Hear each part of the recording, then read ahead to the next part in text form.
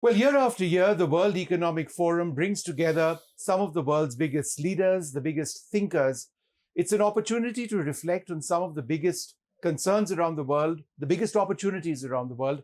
And who better to start off our World Economic Forum programming than the president of the World Economic Forum, Borge Brende. Thank you very much, Mr. Brende, for being with us. India has a huge presence at the WEF every year. And one of the primary themes, of course, is growth. You would have seen the latest numbers. India just under 7%. But among large nations and growing nations, it is still quite formidable. So how would you look at the India growth story first up?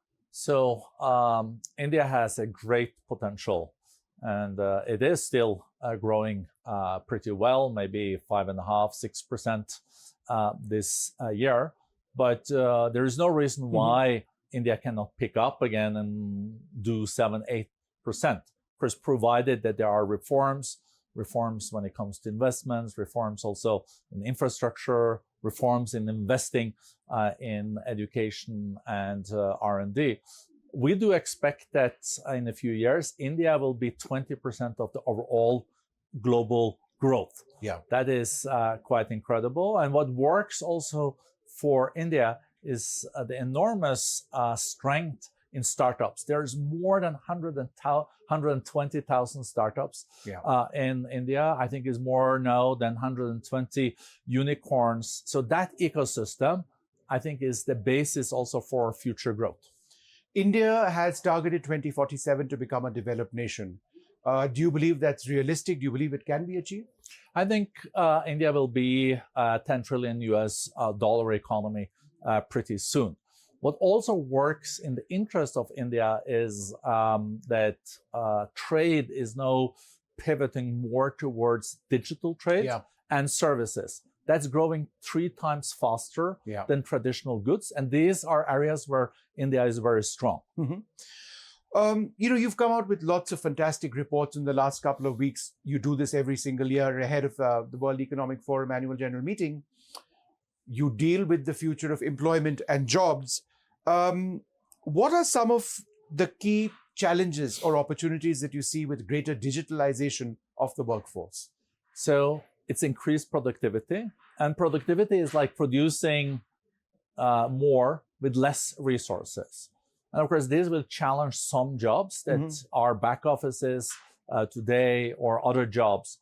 But if that can lead to people moving into areas where you produce higher up in the value chain, you can pay better, you can produce more, and that's prosperity. So for India, there are, of course, huge opportunities when it comes to the new technologies. But short term, it also creates challenges because one has to upskill and reskill people. One of the big concerns is, of course, climate. And that's another big agenda this time around. The world isn't really doing very well in trying to stick to that 1.5 degrees centigrade and below that. How is that a primary driver in your thought process at WEF this year? It's incredibly important. And I think you just came back from Los Angeles. You saw the wildfires. Absolutely. We have seen droughts. We know that agriculture production of food is being more challenged now because there are areas there you can just grow what you used to grow. So in general, I would say that the cost of inaction far exceeds the cost of action when it comes to climate change. So we need to keep up the momentum. We will need to emit less CO2 in the years to come to even be able to stick to a 2% degree target. And that, of course, means a lot, especially to those countries that are most vulnerable. And those are often countries that have emitted the least CO2 traditionally, being African countries, but also including India, that already has seen so much heat waves and have seen the cost of this. Yeah. Artificial intelligence, that's also a key issue. There's the entire issue of artificial intelligence and regulation, because artificial intelligence can be potentially dangerous as well. There's the entire issue of access as well. Going forward and looking beyond the technology to policy, who decides? I think humans should be on top of the algorithms and not the algorithms on top of humans.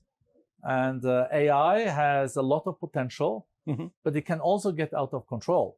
If you have billions of algorithms reproducing other algorithms, and you combine that with quantum computing in the future. Quantum computing is like you can then get through all the security walls you have today. That's very negative.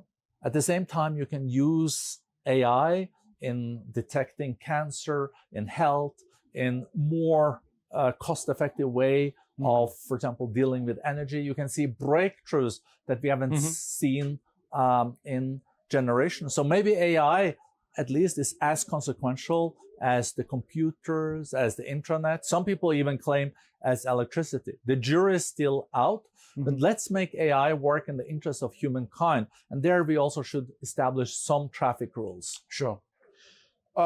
You've come out with a report looking at some of the biggest global threats. We've identified, obviously, we've identified climate. Conflict is also a huge issue. But then there is misinformation and disinformation. We live in a social media era. You've got huge companies like Meta now having a rethink as far as fact checkers are concerned. Statistically and otherwise, how does misinformation and disinformation have a profound impact on billions around the world? It has profound impact. The challenge is that if you look at social media and take it with a pinch of salt, then you're fine. Unfortunately, a lot of people read on social media and they think it's an editor that has edited it, so it's fact-checked. But you have to read and follow social media and say, okay, this is maybe just an input, this is maybe not correct. So I think we also have to have a change in our mindset. But we have seen in elections, but also on a lot of important topics like vaccination and etc. There's a lot of myths out there created by social media, and we just have to discuss it very openly. And the wrong things that are and not fact-based things in social media, we have to fight. Just two more questions. Today's a day of great hope when you look at West Asia. The fact that you've got the hostage swap taking place, or not the hostage swap, the release of hostages for prisoners from Israel. Conflict obviously has hit our world profoundly over the last few years. I mean, it was COVID and then this. Are you optimistic that this is the beginning of what should be a more lasting peace in West Asia? I hope so. I think the hostage deal and the ceasefire in Gaza is positive. Let's see how it unfolds now in Syria, but hopefully there will be a more inclusive solution there too. We also have to hope that there is no escalation between Israel and Iran. If that was to happen, I think that would also have very negative impact on global growth.